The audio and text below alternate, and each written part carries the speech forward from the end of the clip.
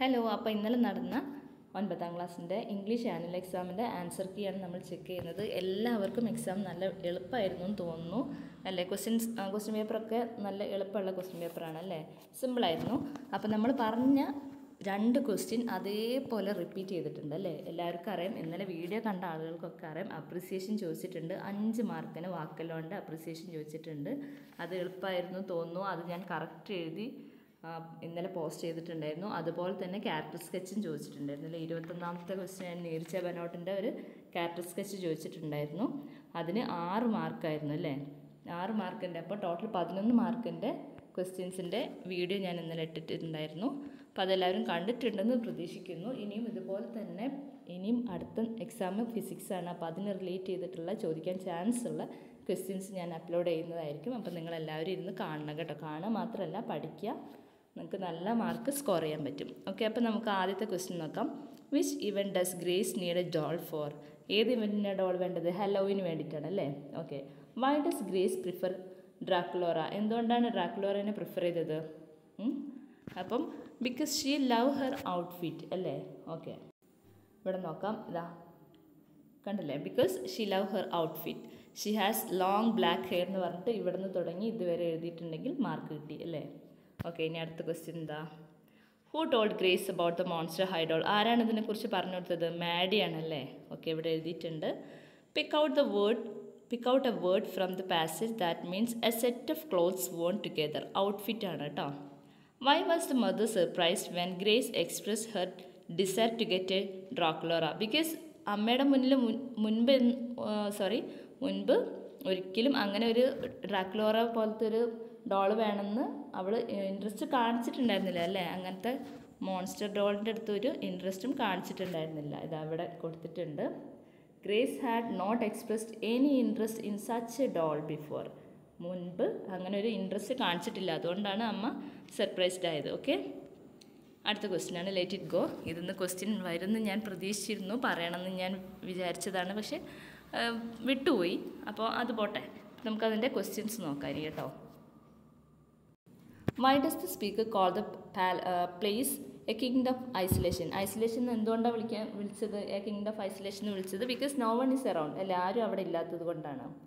Okay, pick out an instance of simile from the lines given above. അവിടെ തന്നിട്ടുള്ളതിൽ നിന്ന് ഒരു സിമിലി കണ്ടെത്താൻ വേണ്ടിയിട്ടാണ്. Howling like this swirling storm ആണ് അതിൻ്റെ ആൻസർ കേട്ടോ. ഇതാ howling like this swirling storm. Okay, swirling storm ആണ്. ഓക്കെ, ഇനി അടുത്ത ക്വസ്റ്റ്യൻ നോക്കാം. What is it that Elsa couldn't keep in? Emotions and power അല്ലേ? ഓക്കെ, 9ാമത്തെ question. Why is Elsa asked to conceal her feelings? Because she don't want to hurt അല്ലേ? Hurt anybody, ആരെയും hurt ചെയ്യാൻ താല്പര്യമില്ല. So അതുകൊണ്ട് അവൾ conceal ചെയ്യാൻ വേണ്ടി പറഞ്ഞു. അതുകൊണ്ട് എന്ത് പറഞ്ഞു? Always have to be conceal, don't feel, don't let them know, well now they know. Okay, അപ്പോൾ ഇനി അടുത്ത് നോക്കാം. 10ാമത്തെ ക്വസ്റ്റ്യൻ 5 മാർക്കിൻ്റെ ക്വസ്റ്റ്യൻ വാക്കലോണ്ട് അപ്രിസിയേഷനാണ്. ഇന്നലെ ഞാൻ ഇതിൻ്റെ തൊട്ട് മുന്നത്തെ വീഡിയോ ഇട്ടത്. ഓക്കെ, അപ്പോൾ 2 വീഡിയോ ഇംഗ്ലീഷിനായിട്ട് തന്നെ ഇട്ടിട്ടുണ്ട്. അതിൽ 2 ക്വസ്റ്റ്യൻ ചോദിച്ചിട്ടുണ്ട്. 11 മാർക്കിനാണ് ചോദിച്ചിട്ടുള്ളത് കേട്ടോ. അപ്പോൾ വാക്കലോൺ 5 മാർക്കിനും പിന്നെ നീർച്ച ബനോട്ടിൻ്റെ ക്യാരക്ടർ സ്കെച്ച് 6 മാർക്കിനുമാണ്. അത് കറക്റ്റ് നമ്മൾ ഇട്ടിട്ടുണ്ട്. അത് പഠിച്ച എല്ലാവരും എഴുതിയിട്ടുണ്ടാവുമെന്ന് വിചാരിക്കുന്നു. അടുത്ത് നമുക്ക് നോക്കാം. ഒരു പാസേജ് തന്നിട്ടുണ്ട്, അത് വായിച്ചിട്ട് അതിന് ക്വസ്റ്റ്യൻ ആൻസർ ചെയ്യാൻ വേണ്ടിയിട്ടാണ്. Okay, what is climate change? Climate change എന്ന് പറഞ്ഞാൽ എന്താ? A long term shift in global. ഇത് അവിടെ കൊടുത്തിട്ടുണ്ട് കേട്ടോ. ഇതാണ് ക്ലൈമറ്റ് ചേഞ്ച്. ഓക്കെ, അടുത്ത question. Why does climate change effect biodiversity? How does climate change effect biodiversity? എങ്ങനെയാണ് ബയോഡൈവേഴ്സിറ്റീനെ ക്ലൈമറ്റ് ചേഞ്ച് എഫക്റ്റ് ചെയ്യുന്നത്? ഇതവിടെ കൊടുത്തിട്ടുണ്ട്. എക്സ്ട്രീം വെതർ എന്ത് ചെയ്യും? എക്സ്ട്രീം വെതർ ഇവൻറ്റ്സ് ഇൻക്ലൂഡിങ് ഹ്യൂറിക്കൻസ് അപ്പം നമുക്കറിയാം ഗ്രീൻ ഹൗസ് എഫക്റ്റ് എന്ത് ചെയ്യും? ഗ്ലോബൽ വാർമിങ്ങിലേക്ക് നയിക്കും അല്ലേ? It leads to the global warming. This warming result in melting glaciers. അപ്പോൾ അത് ഗ്ലേഷ്യേഴ്സൊക്കെ മെൽറ്റ് ചെയ്യും. എന്നിട്ട് അതെന്ത് ചെയ്യും? This warming results in melting glaciers, rising sea level and increased frequency of extreme weather events including hurricanes, drought and heat wave. ഞാൻ വീണ്ടും തെറ്റിത്തരാണല്ലോ പറയുന്നത്. ഇവിടെ ആൻസർ ഞാനിവിടെ വീണ്ടും വായിക്കുമ്പോൾ വരി മാറിപ്പോവാണ് കേട്ടോ. ഇതാ ഇത് വേണ്ട, ഇത് മുതൽ എഴുതുക. Climate change disrupts ecosystem leading to biodiversity loss threatening to food and water security. ഇതാ ഇത്രയാണ് കേട്ടോ അതിൻ്റെ ആൻസർ. അത് അങ്ങോട്ടും ഇങ്ങോട്ടും ഒന്ന് ഷിഫ്റ്റായി പോയതാണ്, ഒരു ചെറിയൊരു മിസ്റ്റേക്ക് പറ്റിയതാണ് കേട്ടോ. അപ്പോൾ നമ്മുടെ ബയോഡൈവേഴ്സിറ്റിനെ എങ്ങനെയാണ് ഇത് ബാധിക്കുക എന്നുള്ളതാണ് ചോദ്യം. ഓക്കെ, അപ്പോൾ നമ്മുടെ എക്കോസിസ്റ്റത്തിനൊക്കെ അത് തകർച്ചയിലാക്കും, പിന്നെ ബയോഡൈവേഴ്സിറ്റി ലോസ് ഉണ്ടാക്കും. അങ്ങനെയൊക്കെയാണ് അതിൻ്റെ ആൻസർ. ഇനി അടുത്ത ആൻസർ നോക്കാം. Which among the following is A green house gas? ഏതാണ്? കാർബൺ ഡൈ ഓക്സൈഡ് ആണ് കേട്ടോ. ഇനി how does climate change effect see level? അതാണ് ഞാൻ ഉദ്ദേശിച്ചത്, നേരത്തെ പറയാൻ ഉദ്ദേശിച്ച ആൻസർ. നമ്മുടെ ഈ ക്ലൈമറ്റ് ചേഞ്ച് എന്ത് ഈ ഗ്രീൻ ഹൗസ് വാർമിംഗ് ഉണ്ടാക്കും അല്ലേ? അപ്പം ഗ്രീൻ ഹൗസ് വാർമിംഗ് അല്ല, ഗ്ലോബൽ വാർമിംഗ് ഉണ്ടാക്കും. ഇതെവിടെ ഉണ്ട്? ഈ ക്ലൈമറ്റ് ചേഞ്ച് കൊണ്ട് തന്നെ എന്തൊക്കെ പ്രശ്നങ്ങൾ ഉണ്ടാക്കും? സീ ലെവൽ റൈസ് ചെയ്യുന്നതാണ് അതിൻ്റെ ബേസിക് ആൻസർ. ഞാൻ പെട്ടെന്ന് നോക്കുമ്പോൾ എനിക്ക് ഇത് കാണുന്നില്ല കേട്ടോ, അതുകൊണ്ടാണ് ജസ്റ്റ് ഒരു ഷെയ്ക്ക് വരുന്നുണ്ട്. 1 sec. ഇതാ greenhouse effect lead to global warming. Greenhouse effect എന്ത് ചെയ്യും? ഗ്ലോബൽ വാർമിങ്ങിലേക്ക് നയിക്കും. ഈ ഗ്ലോബൽ വാർമിംഗ് എന്ത് ചെയ്യും? അത് നമ്മുടെ ഗ്ലേഷ്യേഴ്സ് ഒക്കെ മെൽറ്റ് ചെയ്യിപ്പിക്കും. എന്നിട്ട് അതായത് മഞ്ഞൊക്കെ ഉരുക്കിയതിന് ശേഷം എന്ത് സംഭവിക്കും? നമ്മുടെ കടലിൻ്റെ ലെവൽ കൂടും. അതാണ് റൈസിങ് സീ ലെവൽ അല്ലേ? സീ ലെവൽ കൂടും. അത്രയാണ് അതിൻ്റെ ആൻസർ കേട്ടോ. കൺഫ്യൂസ്ഡ് ഒന്നും ആവണ്ട, ഇവിടെ കറക്റ്റ് സാധനം കൊടുത്തിട്ടുണ്ട്. എനിക്ക് ചെറിയൊരു കൺഫ്യൂഷൻ വന്നതാണ്. ഓക്കെ, നമുക്ക് അടുത്ത ക്വസ്റ്റ്യനിലേക്ക് പോവാം.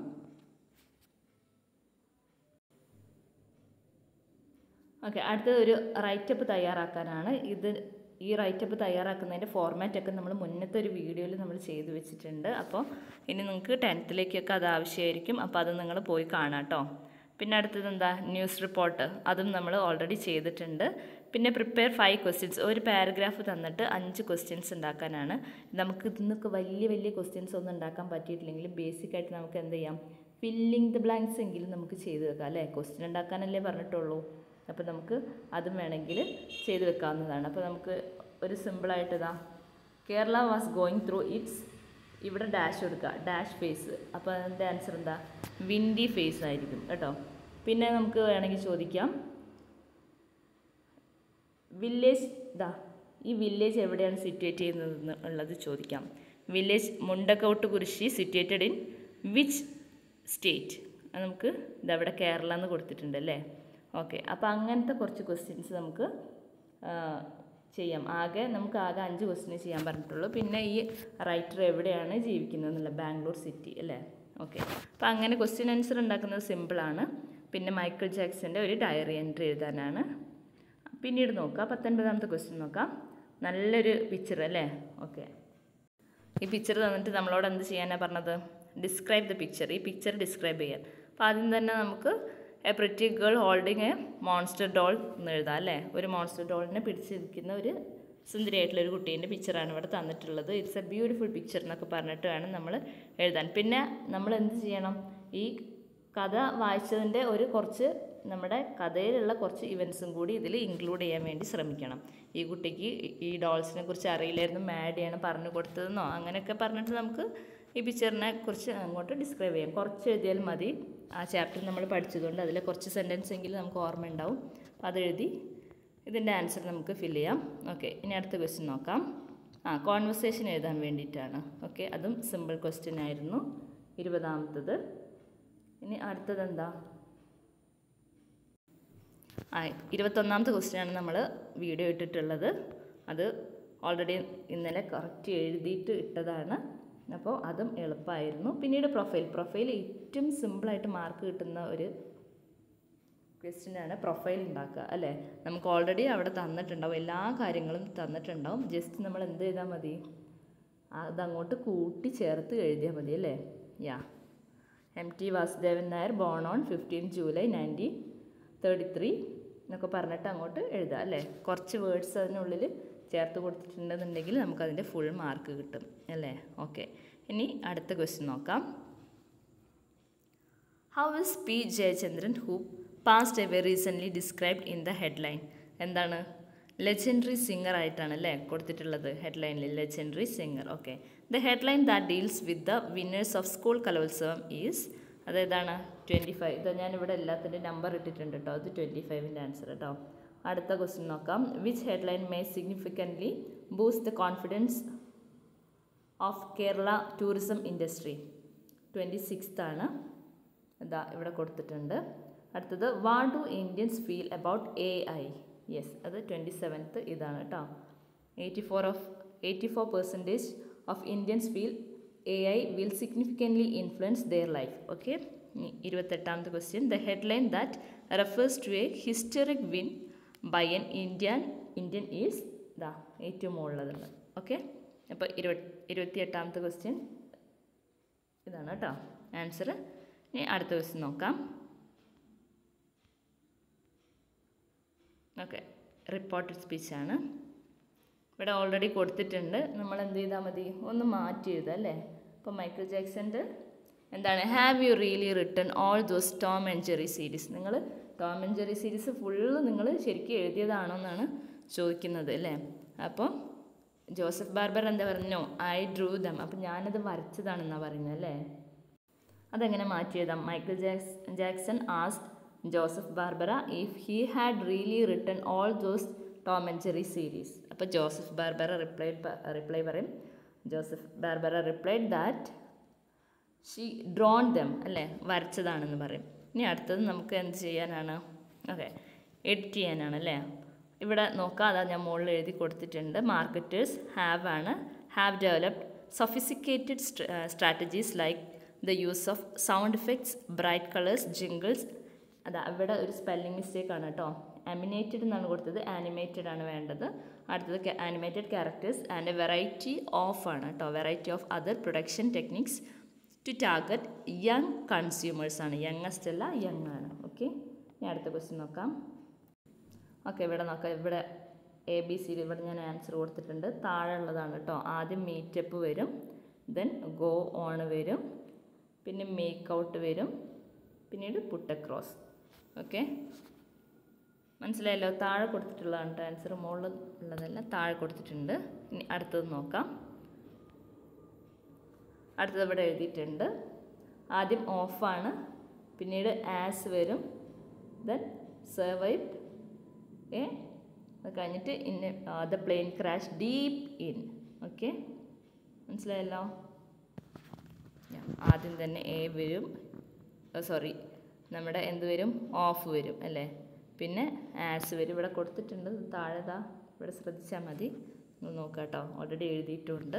ഇനി അടുത്തത് എന്താണ്, നമുക്ക് കുറച്ച് words filling the blanks choosing the correct word given in brackets. ഇതും എളുപ്പമാണല്ലേ. പ്ലെയിൻ്റെ സ്പെല്ലിങ്ങും അതുപോലെ തന്നെ പേഴ്സണലിൻ്റെ സ്പെല്ലിങ്ങും നോക്കിയാൽ മതി. ഇവിടെ ടിക്ക് ഇട്ട് വെച്ചിട്ടുണ്ട് കേട്ടോ. എളുപ്പമായിരുന്നു ആ ക്വസ്റ്റ്യൻ, ഈസി ആയിട്ട് മാർക്ക് സ്കോർ ചെയ്യാൻ പറ്റുന്ന ഭാഗങ്ങളാണ് ഇതെല്ലാം അല്ലേ. യെസ്, ഇനി അടുത്തത് എന്താ, ഒരു കോൺവെർസേഷൻ. ഓക്കെ, കോൺവെർസേഷൻ്റെ ഇത് കംപ്ലീറ്റ് ചെയ്തിട്ടുണ്ട്, നിങ്ങൾ നോക്കൂ. Yeah mom, you really want the monster high doll അല്ലേ, അമ്മ ചോദിക്കുകയാണ്. അപ്പോൾ എന്നിട്ട് എന്താ പറയുക? ഓക്കെ, അപ്പം അവിടെ നമുക്ക് എങ്ങനെ ഫില്ല് ചെയ്യാം? You really want the monster high doll Grace why എന്ന് ചോദിക്കുക അല്ലേ. ഈസി ആയിട്ട് അത് എളുപ്പമായിട്ട് നമുക്ക് പറയാൻ പറ്റുന്നതാണല്ലേ. അപ്പം ഗ്രേസ് പറയും yes mom they are so cool. അപ്പോൾ മോം ചോദിക്കും would you mind if I bought another doll? അപ്പം നിനക്ക് ഞാൻ മറ്റൊരു ഡോൾ മേടിച്ച് തന്നിട്ടുണ്ടെങ്കിലോ എന്ന് ചോദിക്കും. അപ്പം ഗ്രേസ് എന്താ പറയും, yes I do, I don't want you to buy any other doll, എനിക്ക് വേറെ ഒരു ഡോളും വാങ്ങിത്തരണ്ടെന്ന് പറയും അല്ലേ.